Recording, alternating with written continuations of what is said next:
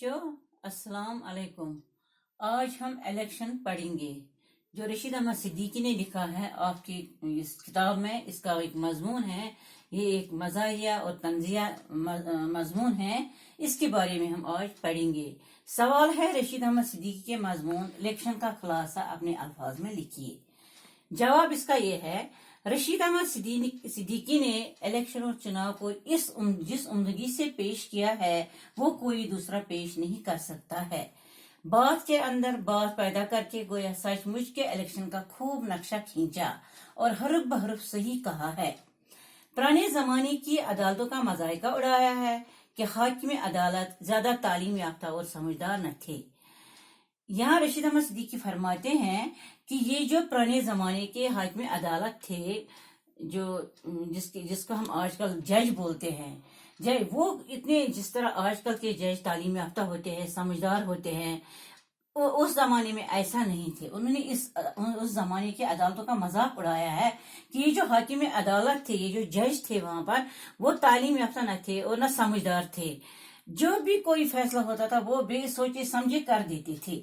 अदालत में फरमाने लगे कि फरीकीन मुकदमा खुद अपनी अपनी पैरवी करे, न कोई वकील न कोई इंसाफ करने वाला। बेटा, जैसे आप देखते हैं कि जब आप किसी अदालत को देखते हैं, वहां पर वकील होता है, गवाह होते हैं। उस जमाने में न कोई वकील होता था, न कोई गवाह होता था। जैसी इसकी मर्जी होती थी जज की, वैसा ही वो फैसला सुनाता था, चाहे वो सच हो या झूठ हो। चुनांचे ऐसा ही होता रहा और पेशकार साहिब की बन आई। एक मर्तबा अदालत में मुकदमा हो रहा था, फरीकीन में तकरार पैदा हुई जो शोला बन के भटकी और एक जोरदार धमाका हुआ। हाकिम ने झूठ के हक में फैसला कर दिया और सच हार गया। वकीलों ने जब तन्हाई में हाकिम से दरियाफ्त किया तो हाकिम ने फरमाया, जिसकी लाठी उसकी भैंस। यानी बेटा, यहाँ पर आप देख सकेंगे कि उस जमाने में यहाँ जिसके पास ताकत होती थी, जो चीखता था, चिल्लाता था, लड़ाकू था और जो मारता था लोगों को, पीटता था, धमकाता था लोगों को, उसी की जीत होती थी। लोग उससे डरते थे, यहाँ तक कि जज भी उससे डरता था। वो भी ऐसा ही फैसला देता था जैसे ये झूठा आदमी बोलता था, जैसे ये लड़ाकू आदमी बोलता था।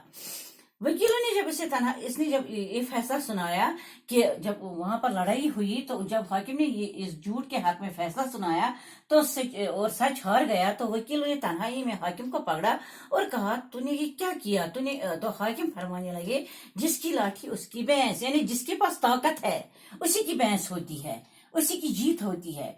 जो शख्स ज्यादा चीखे चिल्लाए और अदालत को सर पर उठाए, जरूर सच इस पर है। सब ने इसकी खूब तारीफ की और इस मुकदमा का फैसला सारी दुनिया में फैल गया। जब ऐसा फैसला सुनाया गया तो ये तो होना ही था कि सारी दुनिया में इस मुकदमा का फैसला फैल गया कि इस मुकदमे में कैसा फैसला सुनाया गया, जहां सच हार गया और झूठ की जीत हो गई। इससे सब डरते और पनाह मांगते हैं। चुनांचे इनमें से एक इलेक्शन है, जिसके पास रुपया और ताकत है वो इसे वोट हासिल करके जीत लेता है। यहाँ बेटा, असल में रशीद अहमद सिद्दीकी ने इलेक्शन का दिखाया है कि जिस तरह हाकिम अदालत ने झूठ को यहाँ पर जिताया और सच को हराया, तो इसी तरह इलेक्शन, जहाँ के इलेक्शन भी ऐसे ही हो रहे हैं। जिसके पास ताकत होती है, रुपया होता है, वो वोट हासिल करके जीत लेता है, चाहे वो इसके काबिल हो या ना हो, लेकिन वोट हासिल करके जीत ही लेता है। कोई मिनिस्टर बन जाता है, कोई चीफ मिनिस्टर बन जाता है। तो ये सिर्फ इसकी काबिलियत के बिना पर नहीं होता है, बल्कि वो इसकी ताकत और इसके रुपये पर होता है। अब आप एक साहिब का हाल सुनिए। इलेक्शन का जमाना था, मैं वोटर था, लोग मोटर डंडा लिए हुए मेरी तलाश में निकले। यहाँ पर रशीद अहमद सिद्दीकी फरमाते हैं कि मैं आपको एक आदमी का हाल सुनाता हूँ। जब इलेक्शन था, यहाँ हिंदुस्तान में है बेटा, इलेक्शन था, तो इलेक्शन का जमाना था, मैं भी एक वोटर था। लोग मेरे पीछे डंडा लेकर, मोटर लिए हुए मेरी तलाश में निकले, यानी मुझे ढूंढ रहे थे कि हमें एक वोटर मिले और हमारे हक में वोट डाले। सिर्फ 3 उम्मीदवार थे और मैंने तीनों से वोट देने का वादा किया। ये जो 3 आदमी, सिर्फ 3 उम्मीदवार खड़े थे, मैंने क्या किया, मैंने तीनों को वादा किया कि मैं सबको वोट दूंगा। एक का मैं चंद रुपयों का कर्जदार था। इसलिए किया वादा, इसलिए किया वादा नहीं करता मैं इन तीनों से, मगर मुझे करना पड़ा क्योंकि मैं एक का चंद रुपयों का कर्जदार था, उसे मुझे कर्ज चुकाना था। अगर मैं कर्ज न चुकाता तो वो मुझे मारता, तो मुझसे वो कर्ज वसूल करता और मेरे पास रुपये न थे। मैंने क्या किया, मैंने उसको इसका वोट देने का वादा किया और उसको टरका दिया। इसी पर जबरदस्ती वो मुझसे वोट हासिल करना चाहता था। दूसरे का मैं काश्तकार था, उससे भी मैंने यही वादा किया कि मैं आपको वोट दूंगा। और तीसरे से इसलिए वादा करना पड़ा कि ये शख्स कभी खुद रो पड़ता था तो कभी मुझे मार डालने पर आमादा हो जाता था। और जो ये तीसरा शख्स था, अगर दोनों दो का था, मैं एक का कर्जदार था, दूसरे का मैं काश्तकार था, ये जो तीसरा शख्स था ये बात बात पर रोता था और कभी मुझे मार डालने पर आमादा हो जाता था, या तो कभी खुद रोता था या खुद कभी मुझे मार डालने की धमकी देता था। एक अकेला मैं वोटर और 3 उम्मीदवार, मैं अकेला वोटर था और उम्मीदवार 3 थे। मैं क्या करता, मैं बहुत परेशान हो गया। मैंने क्या किया, मैं घर से छुप कर भागा। मैंने इसी में मसलत जानी, इसी में आफियत जानी कि मुझे घर से भाग जाना चाहिए और मैं घर से छुप कर भाग गया। बदकिस्मती से मैं पोलिंग बूथ के करीब पहुंचा। शो ये तकदीर, मैं घर से तो भाग गया मगर मैं पोलिंग बूथ के करीब ही पहुंच गया और तीनों मुझे घसीट कर अंदर ले गए। जब तीनों को मुझ पर नजर पड़ गई तो उन्होंने क्या किया, उन्होंने मुझे घसीट कर अंदर ले लिए और तीनों ने अलग अलग मेरे नाम बताए। वहां पर जब अंदर पोलिंग बूथ के अंदर ले गए तो वहां पर मेरे अलग अलग नाम बताए। क्लर्क बहुत होशियार था, ये जो वहां का क्लर्क था उसने समझ लिया कि क्या बात है, तो ये बहुत होशियार था। उसने मुझे भाग जाने का मशवरा दिया। उसने कहा मुझे, बेटा यहाँ से भाग जा, नहीं तो तेरी खैर नहीं। तो भाग जाने का मशवरा देते ही मैं अपनी जान लेकर भाग गया। मैं भी भाग गया।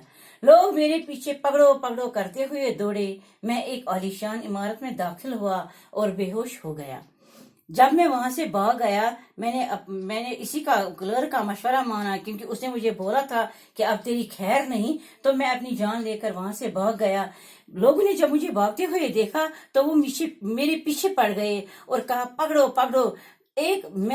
मैं चलते चलते एक आलीशान इमारत में दाखिल हुआ और वहां पर बेहोश हो गया। सुबह होश आया तो अखबार में मोटे हरफों से लिखा था, काउंसिल हॉल में एक अनार्किस्ट यानी एक बागी फसादी जो होता है का हमला और दरबान की बहादुरी। यानी ये जो मैं भागा था तो उन्होंने क्या लिखा था अखबार में कि एक बागी का हमला हुआ और दरबान की बहादुरी दिखाई। बहरहाल इलेक्शन इन मुल्कों में एक अच्छी चीज है जहाँ के लोग तालीम याफ्ता हैं और अपने फराइज का एहसास करते हैं। यहाँ रशीद अहमद सिद्दीकी हमें बताते हैं कि इलेक्शन तो ठीक चीज है, एक अच्छी चीज है इन मुल्कों में, मगर जहाँ के लोग तालीम याफ्ता और अपने फराइज का अंजाम अच्छी तरह देते हैं, एहसास करते हैं अपने फराइज का, सोचते हैं कि हमें क्या करना चाहिए कि और इन लोगों को जितवाते हैं जो इसके लायक हों। ये नहीं कि हमारी तरह ऐसे ही हम लालच में आकर वोट डालते हैं। हमें भी लालच होता है कि ये हमारा काम करेंगे, ये करेंगे, वो करेंगे, या ये जो हमसे वोट लेते हैं ये भी लालची होते हैं, खुदगर्ज होते हैं। लेकिन उन लोगों के लिए ये चीज अच्छी नहीं होती है। ये इन मुल्कों के लिए अच्छी चीज है जहाँ के लोग तालीम याफ्ता है और अपने फराइज को अच्छी तरह से अंजाम देते हैं। लेकिन हमारे मुल्क हिंदुस्तान में ऐसा नहीं है। यहाँ जहालत, खुदगर्जी, लालच और तासुब इस कदर फैला है कि यहाँ इलेक्शन मुफीद नहीं, मुज़िर है।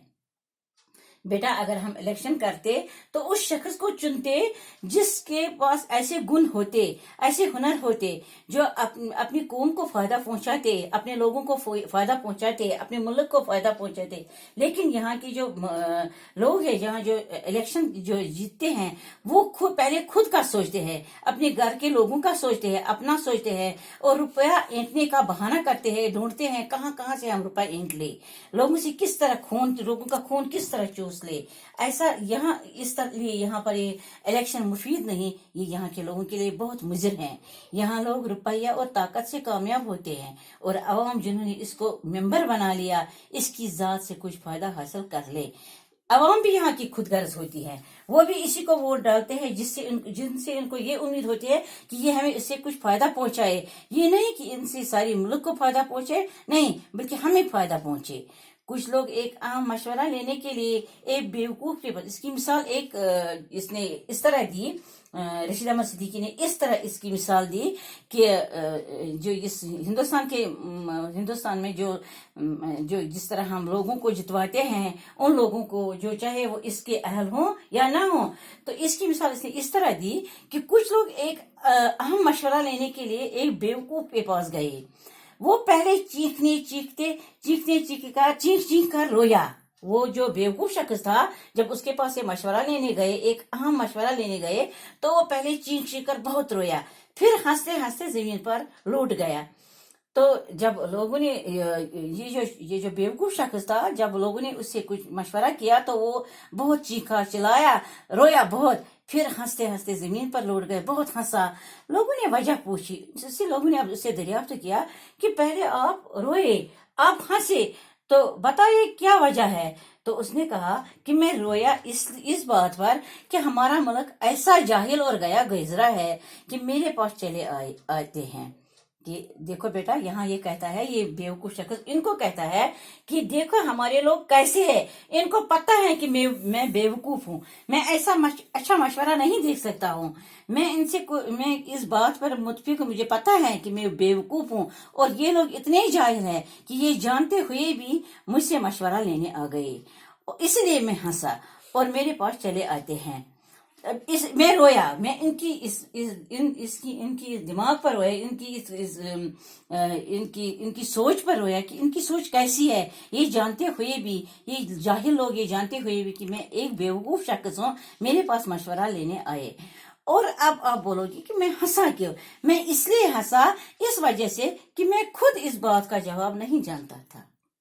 اب آپ کو سمجھ آ گیا بیٹا؟ یہی ہے آج اس کا خلاصہ۔ کل ہم اس کے کوشچن کریں گے، اس کی واحد جمع اور یہ باقی سب چیز وہ کل کریں گے انشاءاللہ۔